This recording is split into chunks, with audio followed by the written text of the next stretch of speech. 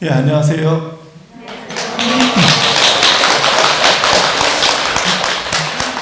오늘 교구장 스님께서 하셔야 되는 상황인데요. 갑자기 회제 후에 이제 뭐 바쁜 일이 생기셔서 저한테 하라고 말씀을 하셨는데 왜 저한테 하라고 하셨는지 와보니까 이해가 되네요. 사람이 사뭇 없네. 이게 결제를 끝내고 나셔서 그런가 영험하시네요. 이게 딱 사람이 없을 때는 빠져야겠다 뭐 이런 생각을 하셨는가 봐요. 지금 우한폐렴 때문에 많이 사람들이 이렇게 모이는 자리를 꺼려 하는데도 불구하고 지금 이렇게 많은 분들이 오신 것을 대단히 감사하게 생각을 합니다.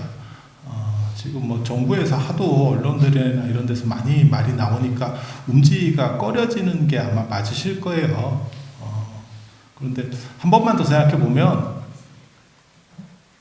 우리나라에서 죽은 사람이 없습니다.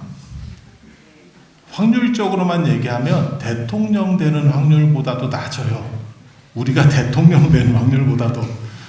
그런데도 너무 이렇게 약간 언론들이 좀 세게 하니까, 그러니까 중국하고는 좀 다릅니다. 중국은 의료시설이나 이런 게 좀 많이 낙후돼 있고요. 우리 같은 경우는 뭐 그런 상황들이 아니죠. 그래서 그렇게까지 우려할 정도는 아닌 것 같은데, 물론 뭐 조심을 안 해야 된다 이런 뜻에서 말씀드리는 건 아니에요. 너무 막 이렇게. 근데 여기는 마스크 쓴 사람도 없네요. 서울에는 마스크 꼭 써야 되는데, 그래서 마스크 안 쓰면 촌놈이라고 지하철에서, 저 같은 경우는 이제 운전면허가 없으니까 대중교통을 이용해서 다니잖아요.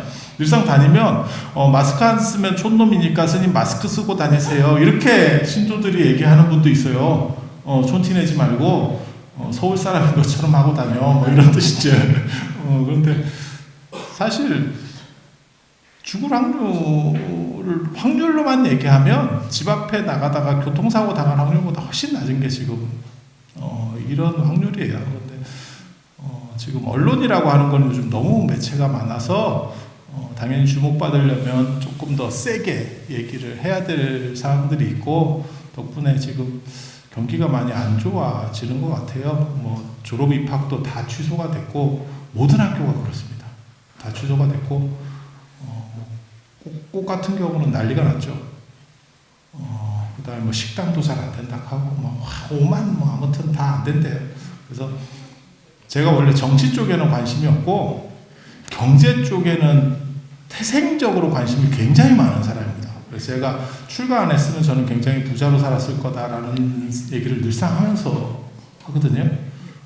실제로 뭐 저희 부친이 사업하던 분이었었고, 저희 형도 펀드 매니저 같은 걸 하고 있어서 그런 피들이 있어요. 그래서 이렇게 보면 우리나라가 이제 고성장 시대가 끝났죠. 고성장 시대가 끝나고 지금 이제 저성장으로 들어간 거죠. 그래서 1%대의 성장률을 가지는데, 이렇게 무한폐렴 같은 걸 이런 식으로 맞으면 0.2에서 0.3% 정도가 성장률이 감소합니다. 그럼 1%대에서 이 정도를 맞으면, 예전에 뭐 4%, 5%대에서는 0.2, 0.3을 맞아도 그런갑다 하면서 갑니다. 근데 지금 같은 경우는 굉장히 힘들어지는 상황인데, 그래서 좀 더 슬기롭게 판단들을 하셔서 소비를 좀 많이 하실 수 있었으면 하는 생각들을 사실은 가져요. 그래서 무턱대고 안 쓰는 게 중요한 게 아니고, 어느 정도 이상의 현명한 그런 노력들이 있었으면 하는 생각을 가지면서, 그래서 이 얘기를 서두에 꺼내는 이유는 그렇게 안 졸여도 된다. 기도하러 오셔가지고 크게 뭐 문제가 되고 혹시 그런 거 아니야? 이런 마음을 가지시는 분들이 있을까봐 말씀을 드리는 거예요. 이게 만약에 여러분들이 이런 데 와서 무한폐렴에 걸릴 정도면 로또를 막 연속으로 몇 번 맞아도 안 나올 정도의 확률 속에 존재한다라고 보시면 돼요. 그래서 그런 쪽 염려는 거의 붙들어 매셔도 될 겁니다. 그리고 부처님한테 기도하러 오는 거고, 또 여기가 우리나라 최초의 성산이에요. 역사로만 따지면 여기가 1번이고 두 번째가 어디냐면 저 보계산, 연천의 보계산 들어보셨어요? 거기가 지장보살, 원심원사 그쪽이 원래 성지예요. 그런데 그게 이제 나중에 38선이 갈리면서 굉장히 좀 어려워졌죠. 어려워진 상황이 됐고, 그 다음에 또 어디가 들어오냐면 저기 장흥에 천관사라고 그 천관 신앙의 어떤 성산입니다. 그 중국의 절강성에도 있어요. 그것도 체인점입니다. 오대산도 체인점이거든요. 우리 체인점이잖아요. 본점은 중국 산동성의 북경에서 서남 쪽으로 내려가면 그 산동성의 대동 옆에 있는 거고요. 그래서 우리 체인점인지 모르셨어요? 거기가 본점이에요. 인도가 본점 아니고 중국이 본점이에요. 왜냐하면 화엄경 보살 주처품에 보면 인도에서 동북 쪽에 오대산이 있다, 청량산이 있다라는 얘기가 나와요. 그래서 인도가 본점이 아니고 인도에서 동북 쪽으로 이렇게 지도를 생각해 보시면 그래서 중국이 나오는 거예요. 중국이 나오는 거예요. 그래서 거기가 본점이고 우리가 1호점, 2호점 일본에 있습니다. 오대산 2호점 일본, 3호점은 저 중앙아시아 쪽 서하라고 하는 쪽에 있습니다. 그래서 이제 그렇게 가맹점을 늘리다가 나중에 잘 안 됐죠. 가맹점을 제일 많이 늘린 데는 어디가 있을까요? 어떤 신앙이 가장 가맹점이 많을까요? 관세음보살이죠. 관세음보살 몰라요? 관세음보살이 가장 오지랖이 넓은 보살님이잖아요. 그래서 천수천안으로 이렇게 다 보시다가 이것도 해주고 저것도 해주고 저것도 해주고 뭐 이렇게 그럼 못 들어봤어요? 그렇게 해서 관심보살 이렇게 세상 만사에 다 관심이 있는 그런 분. 그래서 그쪽이 체인점이 제일 많죠. 관세음보살 체인점의 특징이 뭔지 아세요? 이런 거 비밀인데 다 물 있는 데 있어요. 바다하고 물 있는 데 있습니다. 가만히 생각해 보세요. 홍련암도 그렇죠, 보문사도 그렇죠, 저기 어디야 남해 보리암 이런 데 다 마찬가지예요. 그래서 그렇게 물 있는 쪽 관련되면 그게 이제 관세음보살 성지가 되는 경우가 있어요. 그 이유가 있습니다. 저 화엄경 보살주처품에 뭐라고 나오냐면 관세음보살이 사시는 데가 섬이다라고 나와요. 그래서 그게 이제 두 가지 경전들을 여러 가지를 보면 두 가지로 해석이 되거든요. 하나는 독도같이 섬 안에 산이 있는 경우, 이게 관세음보살이 사시는 보타라카산이다 이렇게 생각을 하는 거예요. 그래서 티베트 포탈라궁도 보타라카산이라는 의미예요. 보타라카산. 그리고 우리가 낙산사도 보타라카산을 줄여서 낙산사 이렇게 하는 거예요. 그런데 이 관세음보살이 그래서 이제 섬 같은 데 두는 경우도 있고, 그게 이제 성무도 보문사 같은 경우고, 또 하나를 자세히 읽어보면 앞에는 바다고 뒤에는 산으로 나오는 데도 있어요. 그러면 홍련암 같은 데입니다. 앞에는 바다, 뒤에는 산 이렇게. 그래서 관세음보살의 보타라카산을 이해하는 방식이 두 가지가 있다. 그냥 그 정도만 알아두세요. 그리고 그건 대부분 섬 계열로 많이 나옵니다. 그래서 그 정도 생각하시면 되는데, 산 전체가 성역이다라고 말하는 거는 여기가 우리나라에서는 1번, 두 번째가 지금 방금 말씀드린 연천의 보계산, 그 다음에 세 번째가 어디냐면 저 장흥의 보림사. 장흥의 보림사가 아니고 장흥의 청관사. 청관사. 그리고 거기는 이제 예전에 장보고랑 관련된 그런 게 있었어요. 신라 하대 때 장보고 들어보셨죠? 뭐 청해진 대사, 뭐 완도, 뭐 저것저것 누군지는 잘 모르지만 장보고는 뭐 다 이름은 다 알잖아요, 그죠? 그래서 중국과 관련해서 이렇게 청관신앙이라는 걸 들여오는 그런 문화들이 있습니다. 그리고 맨 마지막에 개척되는 데가 사실 그게 오대산 짝퉁으로 시작되는 데가 있어요. 이 오대산 짝퉁으로. 그런데 맨 마지막에 시작됐는데도 제일 유명해졌죠. 그게 금강산입니다. 금강산 법기보살. 단무갈보살 이렇게 해가지고 그쪽 이렇게 해서 우리나라에는 성산이 4개가 있어요. 성지가 아니고 산 전체가 특구로 종교 특구로 묶인 성산은 4군데가 있습니다. 참고로 말씀드리면 금강산은 원간섭기 초기에 완성이 됩니다. 그러니까 그렇게 연원이 오래지 않아요. 앞에 말씀드린 3개는 신라 때 만들어지는 거고, 여기 오대산은 삼국시대 때 만들어지는 거고, 자장률사 때니까 삼국시대 때 만들어지는 거고, 그 다음에 연천의 보계산하고 그 다음에 장흥의 청관산은 신라 하대 때, 신라 말에 만들어지는 거고, 그리고 금강산은 이제 원간섭기 때, 뭐 그렇게 만들어지는 거예요.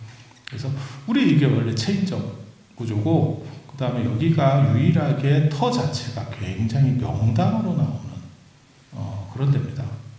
삼국유사를 통틀어서 사실 월정이라는 말을 사람들이 제가 여기 와보니까 마음의 달이 아름다운, 그래서 이거 아닌데 내가 딱 처음부터 그랬거든요. 이건 아니라고. 왜냐하면 월정이라는 표현이 여기서만 나오는 게 아니에요. 경주에 가면 일정교, 월정교라고 있어요. 지금 이제 복원된 다리가 가장 큰 게 월정교예요. 그래서 일정, 월정, 달의 정기, 해의 정기, 그건 이제 명당 얘기할 때 쓰는 표현입니다. 그래서 이 절터가 굉장한 명당이에요 라는 사실은 그 뜻이에요. 그리고 그래서 삼국유사에 보면 터 자체가 명당이다 라고 말하는 건 여기밖에 안 나옵니다. 그래서 여러분들이 기도를 하시고 하는 데 있어서 많은 여러 가지 생각들이 있으시겠지만, 이 세상에서 제일 좋은 거는 복이 많은 거. 복이 많은 거. 머리 좋은 게 좋을까요? 복이 많은 게 좋을까요?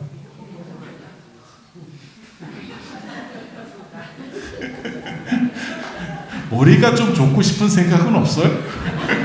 머리는 이미 좋은가요? 충분히 좋은가요? 근데 그게 불교적으로 답이 있다니까요. 불교적으로 답이 있어요. 그래서 부처님을 복해왕명, 그러니까 귀입을 양족존할 때 복과 지혜가 다 갖추어져 있다. 그래서 복이 먼저 앞에 나와요.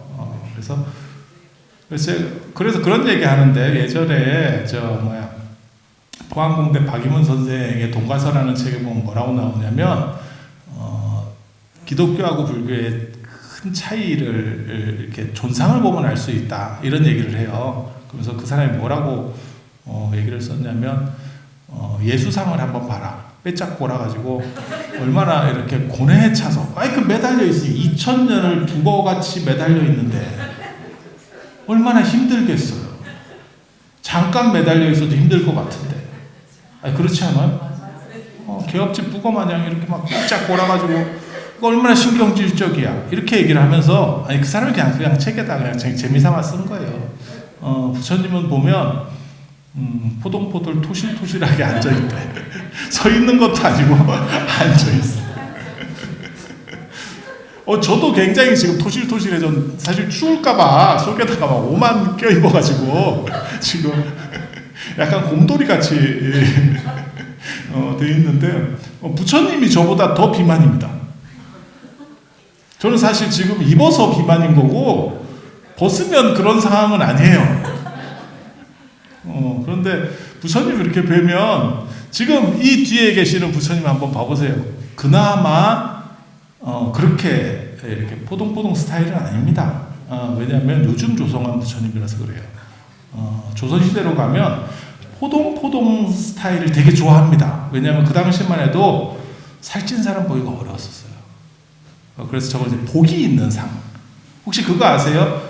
과일 같은 거 절에다가 이렇게 올릴 때도 사실 그게 부처님이 꼭 드시는 것도 아닌데 그냥 갈라 먹을 만큼만 하면 되는 거 아닙니까? 상징적인 거 아닙니까? 라고 할 수도 있잖아요. 그런데도 쌓는 거 보면 막 이렇게 지악스럽게 쌓거든. 마지도 그렇고요. 마지밥 올리는 거 보셨어요? 저는 처음에 출가하고 나서 그게 그렇게 대단한 일인지 몰랐네. 그 보살님을 뚜껑보살이라고 그랬거든, 우리가? 뚜껑을 였다고. 뚜껑보살. 이게 조금 큰 절 같은 경우는요, 이 뚜껑보살 파워가 있습니다. 뚜껑보살 파워가 있어요. 그래서 아무나 뚜껑을 손대면 싸움이 나요. 그 뚜껑도 함부로 손댈 수 없어. 있어. 그런데 하루는 제가 기도를 하는데 뚜껑을 안 여는 거예요. 그래서 보니까 뚜껑이 안 왔어. 뚜껑 휴가 중이야. 뚜껑 휴가 중. 그래서 제가 그걸 열었잖아요. 야, 나 진짜 와, 그게 그렇게 어려운 일인지 처음 알았네. 더럽게 뜨거워요. 노쇠인데 밥을 그냥 담는 거 아닙니다. 이렇게 싹싹 밀어 넣어가지고 이렇게 해가지고 딱 붙어 있는데 이게 열리지도 않고 잡았는데 나 놓칠 뻔했잖아. 야, 이건 진짜 노보살님들이 하시는 거구나. 노보살님들이 가죽이 좀 두꺼워서 이게 잘 안 뜨겁고 우리는 막 미칠 것 같더라니까요. 그래서 야, 이게 뚜껑보살의 노하우라는 게 있구나. 그걸 존중을 해줘야겠다. 이런 생각을 했는데 거기서도 굉장히 많이 담습니다.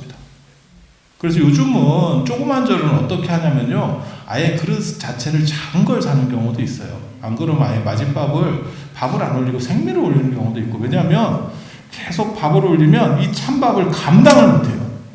주야장창 계속 찬밥을 먹어야 돼. 그게 많다니까요. 몇 사람 용이라니까요. 그래서 지금 그런 문제들이 벌어지는 거예요. 그런데도 불구하고 막 이렇게 놓지. 그걸 고봉밥. 예전에 그런 거 못 들으셨어요? 이상한 DVD 보면 왜 마님은 돌쇠에게 왜 고봉밥을 줬을까? 이런 것들이 있거든. 쓸데없는 얘기예요. 그냥 그러려고 들으셔. 그런 거.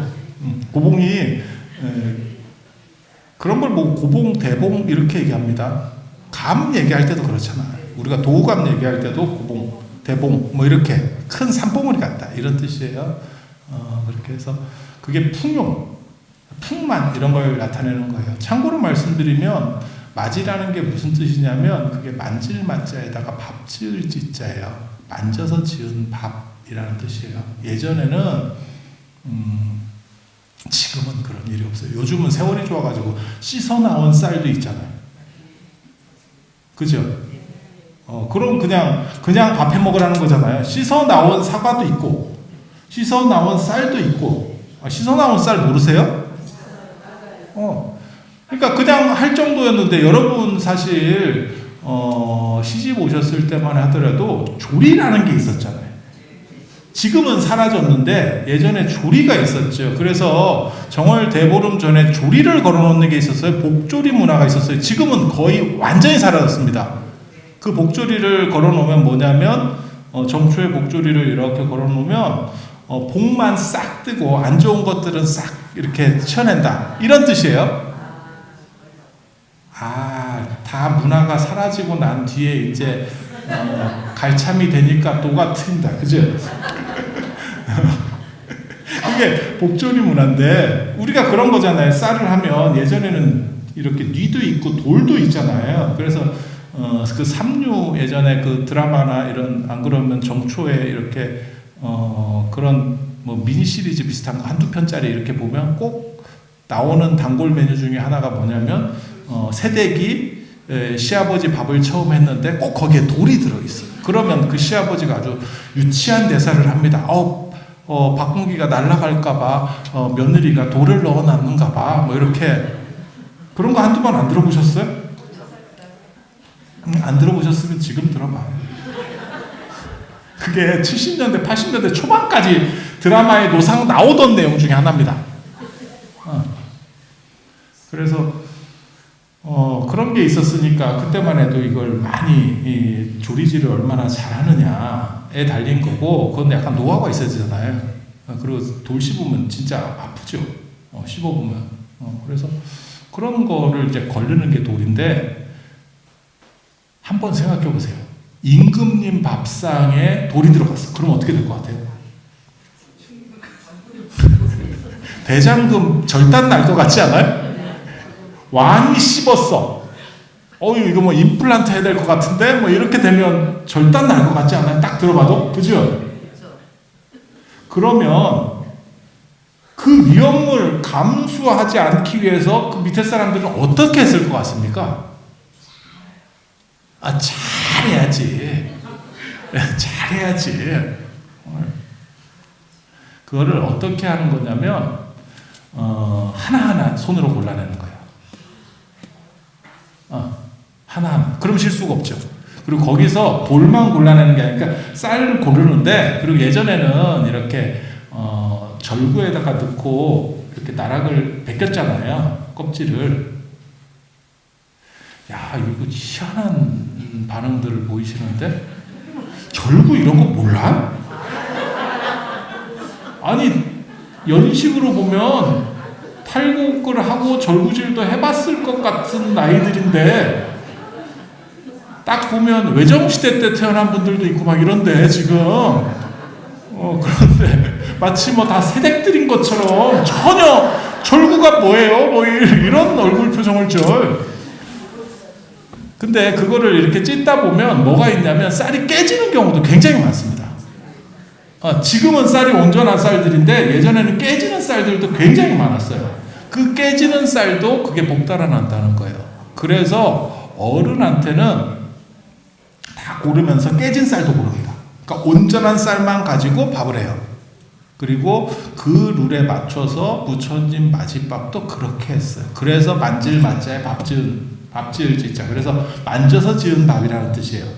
지금은 사람들이 그게 없어졌는데, 제가 처음에 출가했을 때 이런 때만 하더라도 노보살님들이 이렇게 쌀을 지고 오잖아요. 그때는 거리나 이런 게 산사 같은 경우는 좀 멀었는데, 처음에 이제 나락을 탈곡해서 처음 쌀이 나오면 그 집 논에서 처음으로 나온 거예요. 그러면 절로 이렇게 가지고 오시는데, 그때만 하더라도 꼬부랑 할머니들이 있을 때거든요. 근데 그거를, 야, 그 할머니들 진짜 쌀도 많이 가와.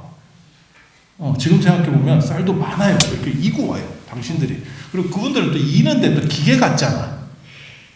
손을 자유롭게 써도 절대 안 떨어지잖아. 거의 뭐 생활의 달인 같은, 아마 여러분들은 잘 안 되실 거예요. 그때 그런 어른들 굉장히 많았었잖아요, 시골에. 그렇게 해서 딱 올리고 가시면 아무리 힘들어도 중간에 안 내려놨습니다. 왜냐하면 내려놓으면 정성이 부족하거든요. 그래서 힘드니까 좀 내려놓으시죠. 제가 중간에 그렇게 얘기한 분이 있었는데, 그분이 뭐라고 대답했냐면, 힘들면 쉬었다 가면 되지 내릴 필요는 없습니다, 이러더라고요. 그러니까 그냥 앉아서 쉬어. 쌀을 올려놓고 앉아서 쉬어. 그렇게 해서 가시더라고요. 그래서 그런 거를 보면서 제가 참 저렇게 하면 복을 받겠다라는 생각을 했었어요. 사실 여러분들이 어떻게 생각하시는지 모르겠는데, 이 절이라고 하잖아요. 우리가 이렇게 이런 사찰을 절이라고, 우리말로는 절이잖아요. 사찰은 한문이고, 절이라고 하는 것도 사실은 간절하고 절절해서 절이거든요. 이런 분위기는 뭐예요? 왜 안 믿겨요? 이렇게 불신에 찬 그런 거 하지 마세요. 저는 그나마 받아주지만, 교장 선생님 말씀하실 때는 그런 식으로 하지 마세요. 진짜예요. 왜 절인지 사실 정확하게 잘 몰라요. 정확하게 잘 몰라. 왜 절이라는 이름을 썼는지. 그런데 두 가지가 있어요. 하나는 절하는 집이라서 절하는 집이라서 절. 그리고 하나는 거기서 기원을 하면서 간절하고 절절해서 절. 이렇게 가는 거예요. 이렇게 하는 거예요. 그래서 기도에 있어서 사실 가장 중요한 거는 간절함이에요. 그래서 원래는 정월 대보름까지 1차를 마치는 거고, 그런 얘기 들어보셨어요? 모든 일련의 액나는 안 좋은 거는 정초에도 액한다. 마치 첫 단추를 바로 끼듯이, 그래서 우리 세시풍속 보면 정월 대보름 안에 모든 일들을 이렇게 다 마치도록 되어 있죠. 그러니까 연을 날리든지 뭘 하든지 간에 전부 정월 대보름에는 끊고 이제 끝내게 되어 있잖아요. 그때가 이제 어떻게 보면 피날레죠. 근데 올해 정월 대보름 망했죠. 올해 정월 대보름 행사는 각 지자체에서 취소하고, 그렇게 됐어요. 여러분 아시는지 모르겠는데 그렇게 됐죠. 그래서 제가 무슨 생각하냐면, 올해 우리나라가 좀 안 좋으려나, 뭐 이런 생각도 송신스럽지 않을까? 그냥 던지는 얘기인데 그렇게 심각하게 보고 있으면 말하기가 그렇잖아요. 그래서 아무튼 그게 정월대보름까지 그래서 두 가지 일을 하는 거예요. 정월대보름까지 기도를 열심히 해서 안 좋은 것들은 다 사라지게 하고 그 다음에 그 기간 안에 보통 방생을 갑니다. 그래서 유서 깊은 절이나 좋은 이런 땅들을 밟으면서 성지를 밟으면서 좋은 기운은 북돋고 부처님 가르침에 그런 이야기가 있죠. 불교를 믿으면 발생하지 않은 선은 생기게 되고 이미 만들어져 있는 좋은 일은 더 커지게 되고 이미 만들어져 있는 나쁜 일은 줄어들고 그 다음에 발생하지 않은 악은 오지 않는다. 사실은 생각해보면 간단한 거예요. 불을 켜면 어둠이 사라지는 것처럼 그 두 가지는 맛보기로 작용을 하거든요. 하나가 생기면 하나는 사라지는 거기 때문에 그래서 여러분들이 그러한 선에 대한 생각, 그 다음에 간절함에 대한 생각 그런 거를 가지고 기도를 하셔야 돼요. 그리고 기도하는 거 제가 말씀을 드리면 제가 또 기도법 책도 쓴 사람이잖아요. 아무튼 손은 다 돼요. 제가 다음에 명상법도 내가 또 할 거예요. 근데 기도에 있어서 가장 핵심이 뭔지 아세요? 구체적이어야 돼요. 네, 구체적이에요. 추상적인 거 잘 안 됩니다. 구체적이어야 돼요. 그래서 간절함이 있어야 되고 구체성이 있어야 되고. 근데 그거는 맞는 거예요. 현실에서도 그대로입니다. 친구한테 내가 좀 형편이 어려우니까 돈 좀 꿔줄래? 이렇게 하면 잘 안 된다는 거예요. 그 친구와의 관계성을 고려해서 얼마 딱 부를 수 있는 금액이 있습니다. 그 금액 이상을 부르면 돈도 못 꾸고 친구도 날아갑니다. 그 금액들이 다 사람마다 달라요. 그냥 머릿속으로 생각을 해보세요. 그러면 이 사람 정도면 이 정도. 그거는 건건마다 다릅니다. 형편에 따라 다르고 오랫동안 같이 했었던 것들과 관계성에 의해서 다 달라요. 그래서 그렇게 판단하는 것도 간절함이에요. 그러니까 너무 안 될 걸 빌어서도 안 되고 제일 안 되는 게 뭐냐면 세계 평화, 그 다음에 가족 건강, 이게 추상적인 거 잘 안 됩니다. 추상적인 거 잘 안 됩니다. 예전에 그런 일이 있었어요. 제 주변에 실제로 있었던 일인데 누가 80년대 일입니다. 지금 얘기는 아니고 누가 국회의원한테 자기 자식을 좀 취업시켜달라고 부탁을 했어. 근데 이 선거 때 도와준 사람이라 국회의원이 무조건 해주겠대. 그때만 해도 그런 게 됐어요. 지금은 국회의원이라고 해도 쉽지가 않을 겁니다. 80년대는 또 그런 게 되던 시절이에요. 근데 그쪽에서 보좌관이 연락을 해왔는데 뭐라고 연락이 오는 걸 제가 봤냐면 꼭 가고 싶은 데를 한 군데만 얘기해라. 두 번은 없다. 그러니까 좋은데 해주세요. 이러면 안 되는 거예요. 좋은데 내 자식에게 잘 맞는데 그거 못지할 거야. 부처님도 마찬가지예요. 저도 똑같은 일이 예전에 있었어요. 비슷한 일이 있었어요. 제가 장학금을 받으려고 그때 교수 추천서가 있어야 장학금을 주는 게 있는데 소문에 의하면 그 교수 추천서를 받으면 아무개 교수 추천서를 받으면 무조건 준대. 그러니까 그 교수가 그쪽에는 영향력이 좀 있는 거예요. 뭔 뜻인지 아시겠죠?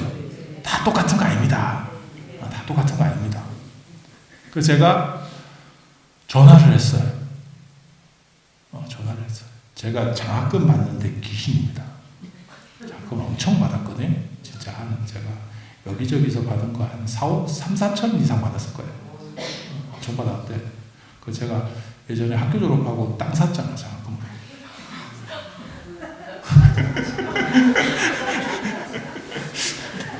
잘 안 믿는 듯한 느낌인데? 근데 제가 그래서 날짜를 정하고 그 교사 찾아갔어요. 그 추천서 받으러. 그랬더니 그 선생님이 뭐라고 얘기했는지 아세요? 추천서 안 써왔네. 나한테. 추천서를 내가 달라고 갔거든? 추천서 안 써니. 야, 씨, 네가 써주기로 했잖아. 나 사실 이렇게 말이 나오고 있었지만 참았지. 선생님이 써주기로 하신 거 아니에요? 왜 저한테 추천서를? 그랬더니 뭔 소리를 하냐는 거예요. 내가 스님 상황을 정확하게 판단을 못하는데 어떻게 추천서를 쓸 수 있냐는 거예요. 원하면 스님이 가장 효율적인 말을 써오면 내가 한번 읽어보고 큰 하자가 없으면 나는 사인을 해주는 거예요. 추천서 나 그렇게 쓰는지 처음 알았어요. 처음 알았어요. 우리가 생각할 때는 당신이 알아서 써주는 거 아닙니까? 내가 어디다 낸다 했잖아. 근데 그게 아니에요. 그러니까 내가 장학금을 왜 받아야 되는지에 대한 거를 너무 비굴하지 않고 그 양반 위치 정도라고 생각하고 멋있게 써가는 거야. 마찬가지예요. 부처님한테 기도하고 할 때도 다 마찬가지예요. 어느 정도 이상 노력한 거에 대한 될 법한 정도를 간절하게.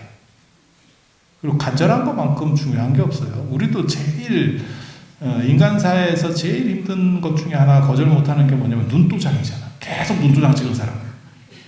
세지. 아니 진짜. 아니, 사람 보시면 그렇지 않아요? 그러니까 여러분들도 그렇잖아요. 그 결혼식 같은 거 이렇게 가면 이제 가야 될 자리가 있고 안 가야 될 자리가 있고 돈만 해도 되는 자리가 있고 얘가 청첩장을 왜 보냈대 싶은 자리도 있고. 아니 받으면서 그런 생각들 안 하세요? 그리고 아무리 멀어도 이때 지금 너무 바쁜데 나 지방 사는데 이거 서울까지 가야 되네. 돈까지 들고 가야 되네. 이거 지금 그런 자리가 있잖아요. 어쩔 수 없는 자리. 이건 뭐 진짜 빼도 박도 못하겠다 싶은 자리들이 다 있잖아요. 그게 관계성에 의해서 결정되잖아요. 그래서 계속 찝적이는 사람만큼 힘을 받는 경우 없어요. 그래서 부처님한테 기도할 때도 계속 와서 열심히 씹적거려야 돼요. 그게 기도를 성취하는 가장 중요한 비법이고 기도뿐만이 아니고요. 다른 사람에게 부탁해서 일을 처리할 때 똑같습니다. 이치를 생각해 보면 똑같습니다. 알아서 해주겠지. 거의 안 됩니다. 거의 안 됩니다. 그래서 여러분들이 간절하고 절절한 마음으로 기도를 하세요. 그게 여러분 정신적으로도 굉장히 좋고, 그래서 제가 전에 그런 얘기도 했었는데, 어떤 사람이 산신령한테, 금도끼 같은 얘기인데, 산신령한테 계속 복권 당첨시켜달라고 기도를 했대요. 그래서 그렇게 해서 한 2, 3년을 하니까 꿈에 산신령이 나타났대요. 그러면서 하는 얘기가 뭐냐면, 내가 송신스러워서 죽겠는데 너 때문에 복권을 사야 당첨시켜주지. 야, 당첨시켜주고 싶어 미치겠는데 시끄러워서 너 때문에 내가 진짜 정신이 사나워서 내가 당첨시켜주고 끝내고 싶은데, 야, 복권을 사. 복권도 안 사고 계속 당첨시켜달라고 하는 거야. 그러니까 여기서 얘기하는 건 뭐냐면 기본은 해야 되는 거예요. 기본이 안 되면 그 효과도 발휘가 안 되는 거예요. 사실 제가 교육학을 하면서 제 주변에 선생님 되려고 공부하는 분들이 굉장히 많아요. 근데 예전에는 80년대 말 90년대 초까지만 하더라도 선생님이 별게 없었습니다. 선생님이라는 직업을 폄하하는 게 아니고 그게 그렇게 좋은 직업이 아니었었어요. 근데 지금은 선생님이 겁나 좋은 직업이에요. 임용고시입니다. 그리고 들어가면 공무원도 9급도 어려운데 7급이에요. 들어가면서 7급이에요. 괜찮지 않아? 괜찮지 않아? 그리고 이제 예전에는 초등학교 선생님은 남자들이 하면 뭐 쪼잔해진다, 뭐 오만 얘기들이 있었지만 지금은 서울교대가 서울대 엉간한과보다 커트라인이 높습니다. 맞죠? 들어보셨죠? 그런데 이게 임용고시가 아주 좀 약간 거지 같은 게 전체를 통틀어서 몇 등까지, 뭐 30명을 뽑는다 그러면 30등까지 하는 게 아니고 각 지역에서 몇 명 뽑느냐에 따라서 결정이 되는 거예요. 그 룰을 아시는지 모르겠는데, 그러니까 예를 들어 제주도에서 10명을 뽑고 서울에서 5명을 뽑아. 그러면 점수가 달라요. 그러니까 서울에 20명이 몰리면 커트라인이 높아지는 거고, 저게 내가 강원도에서 응시를 했으면 합격인데 서울이라서 안 돼, 이렇게 될 수도 있는 거예요. 커트라인이 다 달라요. 지역 커트라인이 다 달라, 뽑는 숫자에 따라서. 근데 이게 뭐가 문제냐면, 서울이면 세고 강원도나 제주도 같은 데는 약한 거 아닙니까? 아니에요. 애들이 머리를 한 번 더 굴리는 거야. 그러니까 이제 머리가 굉장히 복잡해집니다. 엄청 복잡해져요. 그리고 이 세상에 두 부류는 기도고 뭐고 다 필요 없는 사람이 있어요. 아무 필요가 없어. 겁나 공부 잘하는 애. 겁나 공부 잘하는 애. 기도 필요 없어. 1등이 무슨 뭐 기도한다고 합격해? 필요 없어. 그리고 커트라인보다 널널하게 밑에 있는 애들. 기도해도 약발이 안 받습니다. 약발 범위를 초과하셨습니다. 이렇게 이해가 되죠? 네. 딱 그렇게 되는 거예요. 근데 중간 범위에 생각보다 많다고, 이게. 1, 2점 차이로. 저한테 그런 때가 되면 저한테 물어보는 분들이 있어요. 어디로, 지역을 어디를 하면 좋을까요? 막 이렇게. 내가 아냐? 내가 아냐? 그래가지고 이렇게 하면, 그래서 제가 젊은 애들인데도 이제 한 번 떨어질 때 1년을 해야 되니까 부담이 엄청 큰 거예요, 이게. 그렇잖아요. 그리고 요즘은 직장이 없으면 또 뭐 그 다음 단계로 나가기도 쉽지가 않아요. 그러니까 뭐 결혼도 해야 되고 뭐 어쩌고저쩌고 또 이런 것들이 있는데 다 밀리는 거예요. 스트레스 받잖아요. 그죠? 아마 여기에도 계실지 모르겠는데, 전에 청년 출가 학교 이런 거 하면 뭐가 제일 많았냐면 그런 쪽 공부하던 애들 많이 들어왔었다고. 그러니까 스트레스가 무진장 많은 거예요. 부모님한테 말하기도 힘들고, 컵밥 먹어가면서 스트레스 받고 있는 거예요. 그게 노량진 컵밥 인생이지. 그래서 제가 농담삼아 뭐라 그랬냐면, 그냥 던진 얘기예요. 그럼 부적이라도 하자, 써보든가. 내 이랬다고. 그냥 저는 제 일 아니니까 그냥 웃기자는 차원에서 한 거예요. 근데 걔는 심각했던 거야.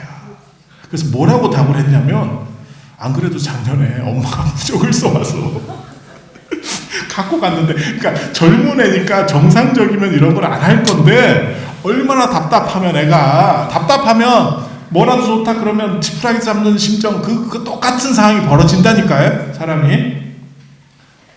그래서 부적을 해갖고 갔는데 떨어졌대. 그래서 제가 뭐라고 했는지 아세요? 붙은 놈은 부적 2개 했는갑지. 그럼 뭐라 하겠어. 네가 공부를 못하니까 떨어지지, 이렇게 얘기해 줄 수는 없잖아. 떨어졌다는 애한테 그렇게 얘기할 수도 없고, 올해 지금 막 고민하고 있는데. 그러니까 아예 턱없이 실력이 안 되면 시험을 계속 안 봅니다. 한 2번 했다가 이거는 내 길이 아닌갑다, 이렇게 생각하고 접죠. 근데 이게 될 것 같다라는 희망 고문이죠. 희망 고문. 이게 지금 딱 될 것 같은데, 될 것 같은데. 그러면서 이제 그게 3년 가는 사람도 있고, 어떤 사람은 5년씩 가는 사람도 있고, 주변에 있습니다. 한 다리 건너 이렇게 찾아보면 있어요. 그래서 그때 이게 딱 물꼬가 튀면서 합격이 되는 사람이 있고, 그러니까 아리까리한 거에서 찍은 거가 결정이 나는 경우들이 있어요. 이제 공부 잘하는 사람과 못하는 사람의 특징 아세요, 혹시? 공부 잘하는 사람은 시험 보고 나자마자 몇 개 틀렸는지 압니다. 공부 못하는 사람은 성적이 나오기 전까지 몇 개 틀렸는지 모릅니다. 왜냐면 찍은 게 너무 많아가지고 기억을 못하는 거예요. 공부 잘하는 애들은 다 맞고, 1-2 개만 아리까리한 것만 딱 답을 체크해보면 나와가지고 바로 이게 그랬나 저랬나 이거 딱 하면 딱 나오거든. 공부 못하는 사람은 천진하지. 결과가 나오기 전까지는 계속 운으로 이렇게. 그렇게 해서 인생을 보면 전환기가 있어요. 제가 그런 얘기 하거든요. 제일 힘든 게 저도 이제 살아보면, 제가 뭐 이렇게 말씀드리면 좀 그런데, 여기 대부분 저보다 연세가 많으신 어른들한테 말씀드리는데, 살아보면 판단이 안 설 때가 제일 힘든 것 같고, 판단이 서면 좀 힘들어도 별 문제가 없습니다. 그냥 가면 됩니다. 근데 이게 굉장히 중요한 지금 시점인 것 같아. 느낌상 이거 딱 중요해. 이걸 이렇게 해야 되나 이렇게 해야 되나 애매한 거예요. 야, 이거 집 팔고 저쪽으로 옮기는 게 낫냐? 안 그러면 내가 여러분도 그런 생각 하시잖아. 그때 돌아보면서 그런 생각을 하시는 분도 계실 거야. 이렇게 인생을 돌아보면서 내가 그때 어머니 말씀만 들었으면 내가 인생이 이렇게 안 되는데, 그때 우리 어머니가 저렇게 그 사람하고 결혼하지 말라고 말렸는데 내가 어머니 말을 들어야 자다가 떡이 나오는데 내가 실수했다 이렇게 생각할 수도 있는 거고, 내가 그때 그거는 참 잘한 것 같아 라는 것도 있고, 특히 여러분들 같이 개발시대를 사신 분들이 그런 기회들이 굉장히 많았습니다. 그때 적금 안 들고 땅 사는 건데, 그때 아무개는 뭐 이렇게 공장 짓고 있는데 공장은 망했는데 공장 터가 올라서, 여러분 그거 아세요? 예전에 칠성사이다 공장이 어디 있었냐면요, 테헤란로에 있었습니다. 서울 테헤란로. 테헤란로 아세요? 이란하고 우리가 수교되면서 이란 이름이 우리나라에 들어온 거예요. 이란 수도가 테헤란이잖아요. 우리도 거기 아마 이란에도 서울 이름이 들어간 지명이 있을 거예요. 서로 이렇게 하나를 걸어줬어요. 그래서 테헤란로. 테헤란로 생긴 지가 언젠데. 근데 거기에 테헤란로에 공장이 있었는데, 그 공장 지금은 이전했거든요. 근데 아시다시피 저희 어렸을 때만 하더라도 음료수라고 그래봐야 환타콜라 사이다 없었습니다. 여러분들은 사카린 세대잖아. 사이다도 아니고 사카린, 물에다 사카린 다 먹고 이렇게. 그 다음에 교회 가서 돌처럼 굳은 분유 같은 거 배급해 먹고 그런 거 아니에요? 맞을 것 같아. 그죠? 그거 이제 깨가지고 물에다가 이렇게 좀 타먹고, 배불르다 이러면서, 행복감을 느꼈던 뭐 이런. 근데 되게 재밌는 게, 칠성사이다 진짜 겁나 먹었잖아요. 왜 칠성사이다인지 아세요? 그 칠성사이다 설립할 때 7사람이 했는데, 그 7사람이 성이 다 달랐대요. 그래서 칠성이에요. 나중에는 별성자를 썼는데, 그 음을 그냥 그렇게 해서라니까, 진짜라니까요? 제가 말투 자체가 신뢰하기 어려운 듯한 말투를 자꾸 써서 그렇지, 정보 자체는 굉장히 정확합니다.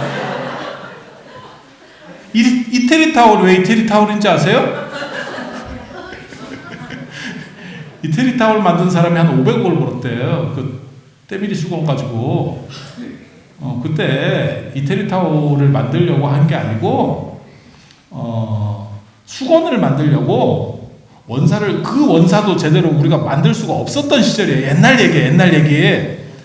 그래가지고 이태리에서 수입을 했대. 그랬더니 이상한 꺼끌꺼끌한 게 왔대. 안 보고 직구를 했더니, 요즘으로 말하면 이거 쓰도 못하겠고 이거 그지같이 됐네, 망했네 이랬는데, 그때 뭐가 있었냐면 사북탄광 이런 게 있었어요. 60년대 70년대에 탄광촌이 굉장히, 우리가 지금은 매장량이 고갈돼서 안 캐는 게 아니고, 여러분 아시다시피 저거 캐봐야 수지가 안 맞아요. 우리나라 인건비가 높기 때문에 지금 뭐 석탄 캐서 될 일이 아니잖아요. 그래서 안 캐는 것 뿐이지 실제로 많이 있어요. 근데 한참 캤던 시절이 있었잖아요. 박정희 대통령 시절에. 그때 들어가서 일하시는 분들이 이걸 그냥 수건으로는 아무리 밀어도 안 된다는 거예요. 그래서 이태리 타월. 그리고 우리나라가 최초로 개발한, 그래서 이태리에서 원사를 수입했다고 해서 그냥 이태리 타월이라고 붙인 거예요. 이태리에는 없어요. 전 세계에서 때미는 건 우리나라밖에 없습니다. 중국이나 일본 애들 때밀이는 건 없습니다. 아시는지 모르겠는데요. 그리고 서양 사람들은 때밀면 때가 안 나와요. 기름기가 많아가지고. 지성 피부 때 안 나옵니다. 아니, 그런 거예요. 제가 이태리 타월 매니아잖아. 그 중독성이죠, 중독성. 그래서 그 칠성사이다가 진짜 엄청나게 팔아먹었는데, 그런데 나중에 테헤란로 공장을 옮길 때 보니까 칠성사이다를 그때까지 총 팔아먹은 칠성사이다의 순수익보다 테헤란로 땅값이 오른 게 더 크대.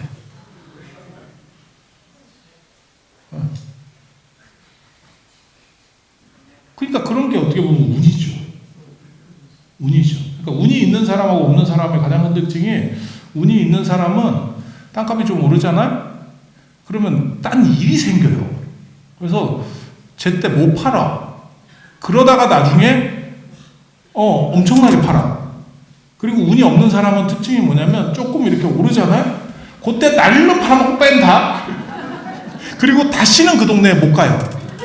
왜? 속에서 천불이 나거든.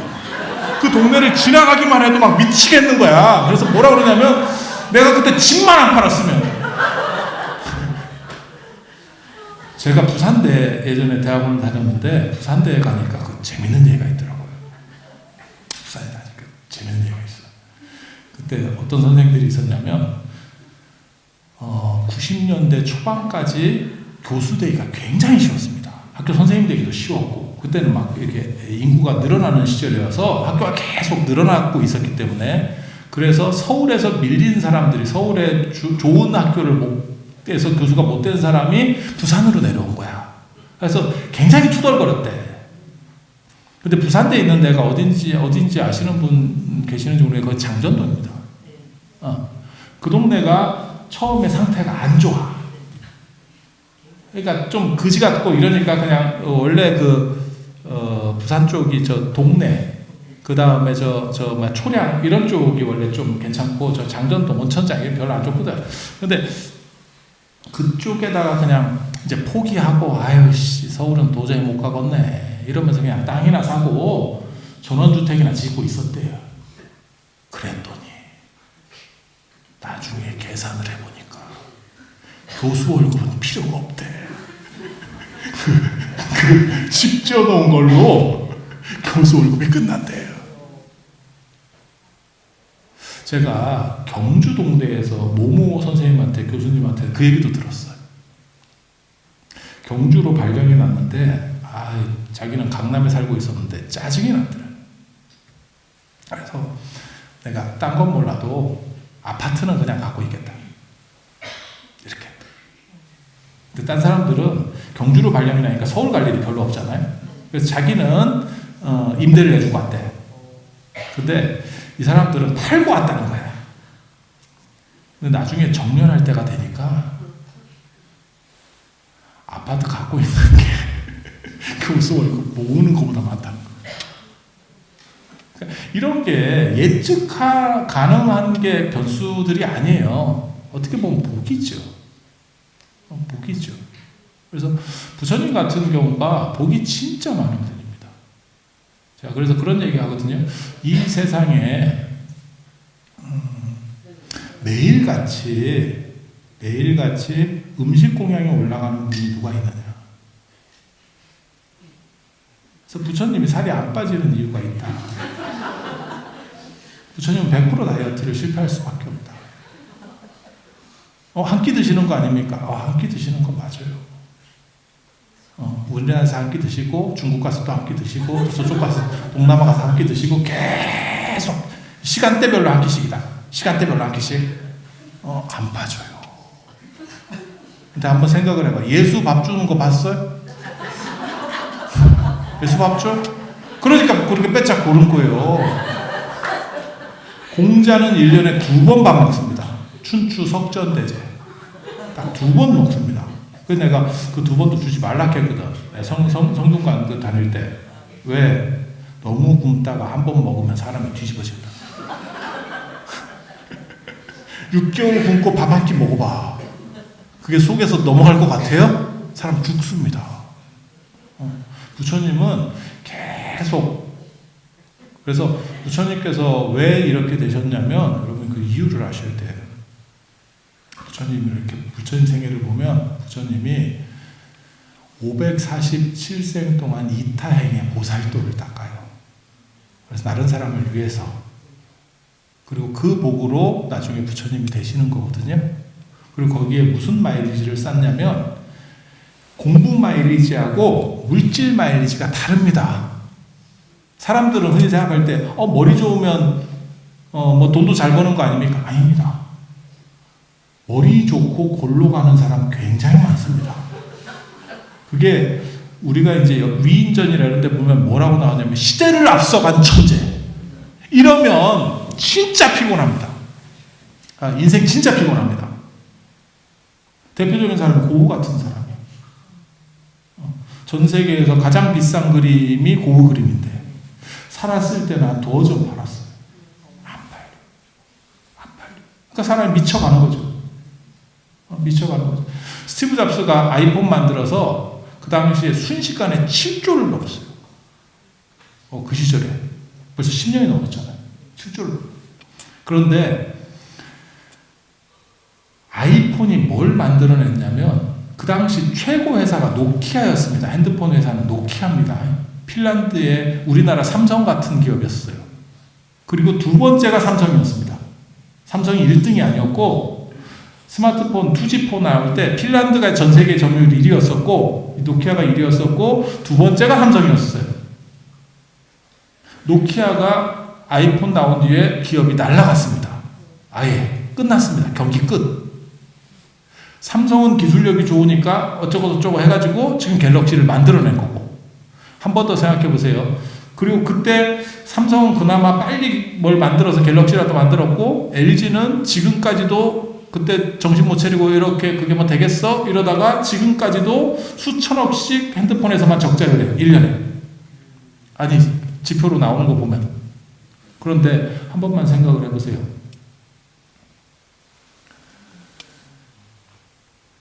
삼성이나 노키아나 LG가 애플이 아이폰 만드는 걸 몰랐을 거라고 생각하세요?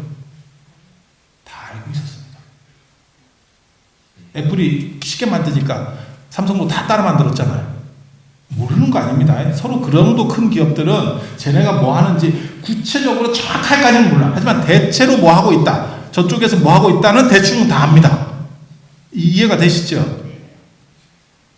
근데 왜 걔네들이 끝까지 만들어서 신제품이 나올 때까지 얘네는 아무도 안 만들었을까?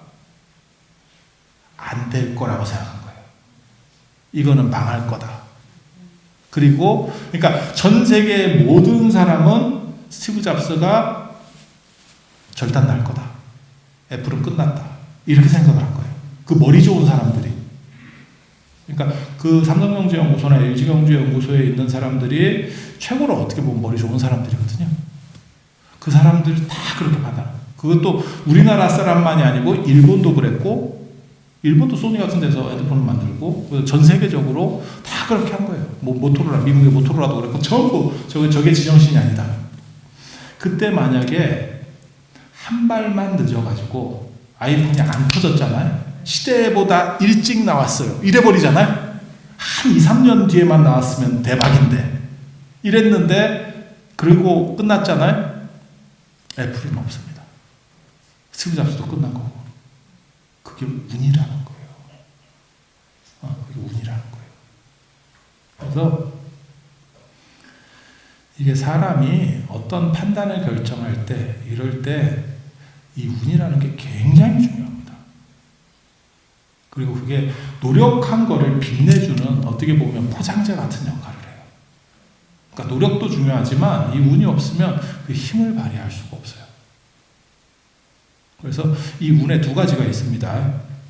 조상을 잘 모시면 음덕이 있다. 들어보셨어요? 그래서 여러분들 그 제사 끝나고 나면 음복한다 이러잖아요. 네, 음복한다. 그죠? 그리고 불교에서는 이걸 뭐라고 얘기하냐면 유교에서는 그렇게 얘기하는 거예요. 적선지가 필요여경이고 조각지가 필요여왕이라고 그게 계사전에 나오는 얘기거든요. 선을 많이 쌓은 집에는 분명히 남은 경사가 있고 악을 많이 쌓은 집에는 재앙이 있다.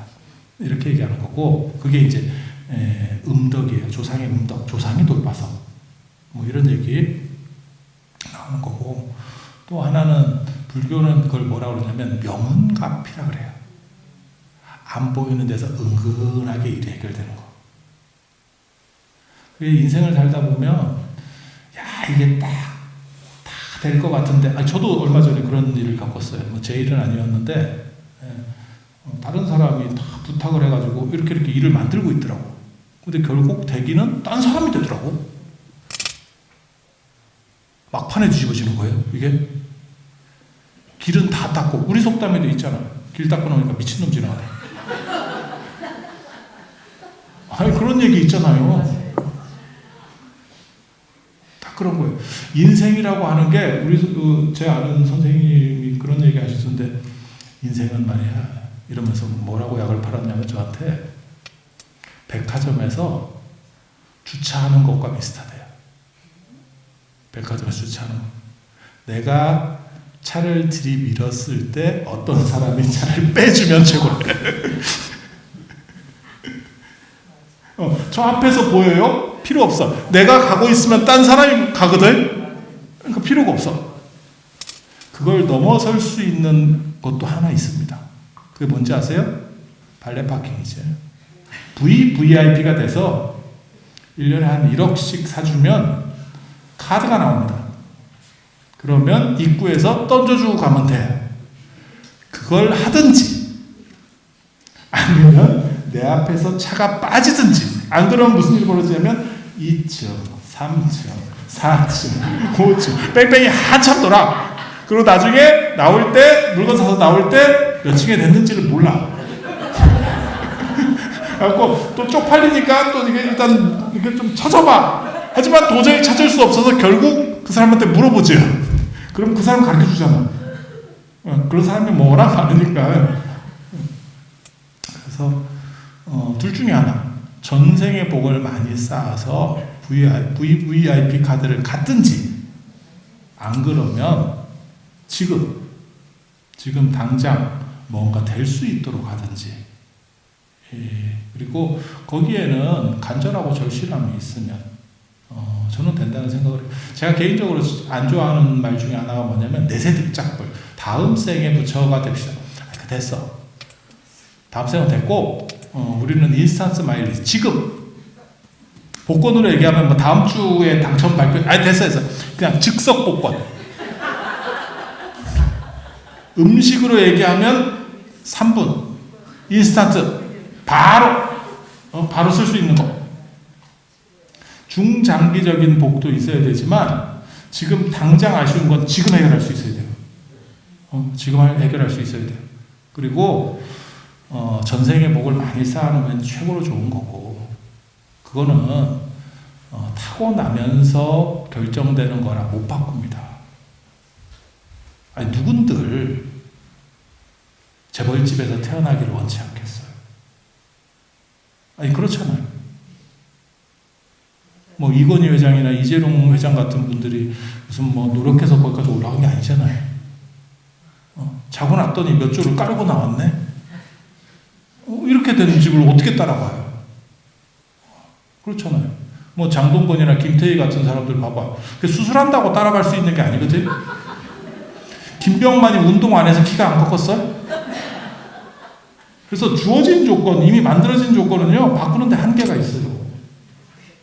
그래서 가장 좋은 건 전생의 복을 많이 지어서 잘 타고나는 거. 그거는 지금도 여러분들이 저축을 해야 돼요. 그렇게 해서 하나 만들고 또 한 가지는 뭐냐면 이미 타고난 거를 지금 어느 정도 이상은 바꿀 수 있는 거. 다는 못 바꿉니다. 하지만 수술하는 것도 바꾸는 거예요. 땡기는 것도 바꾸는 거고. 그래서 조금씩 바꿔가야 돼요. 그리고 그 바꾸려는 노력이 모여서 결국 큰 걸 만들어내요. 그래서 양적인 변화가 질적인 변화를 초래한다라고 하는 거거든요. 그리고 제가 팁을 하나 드릴게요. 이런 건 비밀인데 함부로 알려주면 안 되는데 아깝다. 아까워. 근데 여러분들이 우한 폐렴 기간에도 불구하고 이렇게 와주신 거를 감사하는 의미에서 가르쳐 드리는 거예요. 복을 짓는 것보다 복 있는 옆에서 뜯어먹는 게 죄. 짓는 거 힘들어. 뭐 복을 지으라 하거든. 아야 됐어. 그렇게 인생 그렇게 사는 게 아니야. 그거는 너무 힘들어. 그게 뭐하고 똑같은 거냐면 절약해서 집 사세요. 그거랑 똑같아요. 힘들어. 좋은 판으로 가면 단위 자체가 달라지는 게 있어요. 그래서 그런 얘기 있거든요. 제일 안 좋은 게 뭐냐면 복 없는 사람과 같이 있는 거. 제일 안 좋은 거. 그런 얘기 들어보셨어요? 비가 와서 비 피하려다가 재수없는 나무 밑에 갔더니 벼락 맞는다. 내가 벼락 맞는 게 아니고 벼락이 찌리릭 타고 나와서 나는 그냥 비 피하고 싶었다니까. 그리고 복 있는 사람 옆에 가면요 일이 풀립니다. 그러니까 큰 사람들 옆에 가잖아요. 정보량도 다릅니다. 막말로 얘기해서. 그래서 이 세상에 복이 누가 제일 많으냐? 부처님이 제일 많아요. 그래서 여러분도 끝까지 들어봐. 재밌는 얘기를 해줄게요. 부처님이 원래 이거는 정통설은 아니고 약간의 야리한 설인데 안 나오는 얘기는 아니에요. 진짜 나오는 얘기예요. 부처님이 원래 수명이 100세였대. 80세가 아니고. 근데 이렇게 80쯤 돼가지고 이렇게 상황을 보니까 나중에 스님들이 방일하게 살더래. 그래서 이러다가 불교 훅 가겠는데? 이렇게 생각을 하셨대. 당신 마일리지를 가족 마일리지로 연동을 시켜가지고 승간에 20년을 딱 잘라서 기부를 했대요. 그리고 80에 돌아가셨대. 그래서 스님들이 지금은 불교가 경제력이 많이 떨어진 거고요. 여러분들이 몰라서 그렇지 조선시대 숭유업굴이나 어쩌나 해도 있잖아요. 양반집보다 절이 훨씬 큽니다. 절이 훨씬 큽니다. 그래서 절들이 저렇게 잘 살았다라는 얘기들이 있어요. 그래서 복 있는 사람 옆에서 빌붙으면 그 복이 따라옵니다. 사마천의 사기에 보면 그런 말이 있어요. 벼룩이 천리마 엉덩이에서 피를 빨면 천리를 간대. 빨면서. 뛸 필요가 없어. 나는 그냥 빨대를 꽂고 자빠져가지고 빨고 있어. 어우 천리 같네? 이렇게. 무슨 알아들으시겠어요? 그래서 그게 굉장히 좋은 거예요. 어느 엉덩이에서 빨아야 되나? 이거를 잘 판단을 잘 해야 돼. 진짜. 그래서 여러분들이 부처님 옆에서 계속 얼굴을 이렇게 디밀고 밀면, 그리고 거기서 제일 중요한 게 제가 늘상 얘기하잖아요. 눈도장. 아까도 얘기했잖아요. 눈도장. 굉장히 중요한 거예요. 뭐 다 알아주실 거야. 부처님도 바빠요. 한두 사람이 얘기하는 게 아니라서 기억을 못 합니다. 제일 기억 잘 되는 사람이 누굽니까? 여러분도 주변에서 이렇게 봐보면 송신스러운 사람. 기도는 그렇게 하는 거예요. 기도는 그렇게 하는 거예요. 그래서 여러분들이 간절한 염원을 가지고 부처님 옆에서 잘 문대서 마치 일반 쇠도 자성 옆에 있으면 나중에 떨어지면 자성을 갖듯이 그렇게 바뀌어 나가면서 올 한 해에 모든 나쁜 일들은 다 사라지고 좋은 일만 대내에 가득하시기를 바람하지 않으면서 오늘 마치도록 하겠습니다. 감사합니다.